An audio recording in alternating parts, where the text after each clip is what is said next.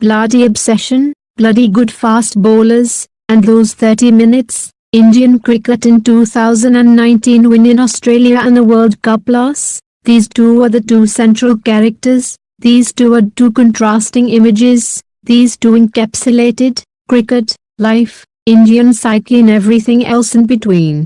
For Indian cricket, this year has been nothing short of a voyage. There was a dream, there were elements, there was a story, there were characters, there was a crescendo, and yes, there was heartbreak.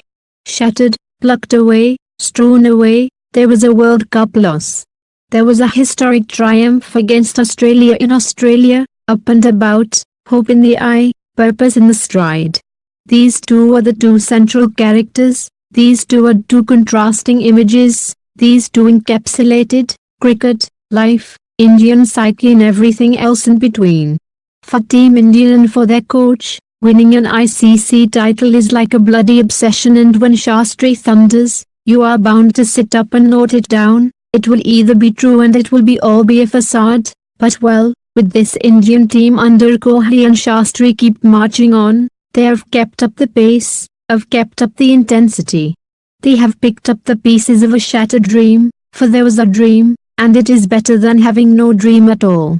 The Test triumph, number one side and all that. So, before we talk about that dream and that heartbreak, we talk about the biggest talking point in world cricket, the resurgence, the dominance, the match winners, the Indian pace attack.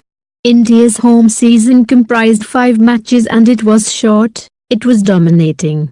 Across these 5 matches, India's 3 spinners took 37 wickets between them and the fast bowlers bagged 59, that too in the absence of strike bowler Jasprit Bumrah. When history was made at the Eden Gardens, when the Pacers had the pink ball under their control, they took all the wickets, which is also a first at home. No one is debating about the best bowling attack now. So, Shastri can now chase that bloody obsession. He has a bloody good pace attack to dominate everywhere. It has been a year of Rohit Sharma. It will be forever remembered as a synonym for prolificness. You know you have ticked all the right boxes when your biggest thrill comes when you have peeled off a century in Test cricket as an opener, and this in many ways overshadows your performance in the World Cup. He has repaid the faith shown in him with big runs in an unfamiliar role in long-form cricket. For Mayank Agarwal, it has been a year which has rewarded him for all the hard work he put in domestic cricket. He was handed a hasty debut in Melbourne, and now, as the year draws to a close, he has 2 double centuries under his belt. He averages 67.07 and he is India's number 1 Test opener. There is a reason why India end the year with 360 points in the World Test Championship points table. Virat Kohli bounces around when in the field. He has a raucous crowd to keep his side all charged up. He is batsmen notching up hundreds and he has paces to intimidate, dominate and win matches. For Kohli, who does not want to chase an ICC title as if his life depended on it, this has been a year when he established himself as a leader, not only in Indian cricket, but his continuous statements around Test cricket has ensured his voice resonates all around the world. ODIs, here, there and the World Cup. The World Cup dream ended when Ms. Dhoni was inches short of his crease. Getty Images, Ms. Dhoni sprinted, Ms. Dhoni lunged, and Ms. Dhoni fell short. New Zealand triumphed, India exulted, New Zealand were through to the finals, India came back home.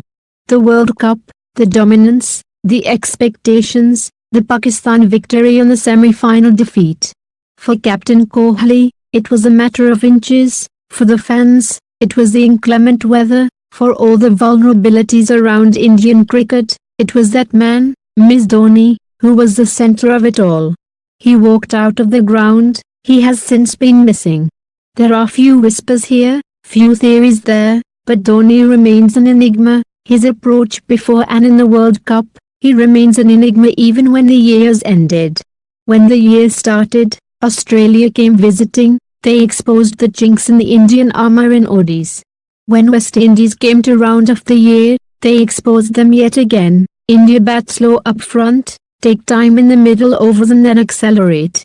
Against power strikers, this approach was not entirely successful, hence, India too adopted the modern way of smashing bowlers right through the middle phase in the second ODI against West Indies. Will this be the new way? 2019 surely ended this way. It is an obsession for me. I am going to chase it, with my team. This team will go down in the history of Indian cricket, in world cricket, as one of the best teams of the century. Okay. I'm telling you now. But we are going to chase that ICC title, and that will be cherry on top of the cake. We are chasing it. My team, me, my management, we are chasing it. So, if you say it's an obsession, it is a bloody obsession. Get that right. There was a T20I series against West Indies, and this is a format India will get to target next year. Against the Calypso flavor, India adopted a way which has been alien to them. They took guard and took off. They smashed their way to over 200 runs and there was no lull in the attack. They did a West Indies on West Indies, and if this is the way they are planning to rejig their approach in the shortest format, Shastri's thundering voice could well be the driving force next year in Australia.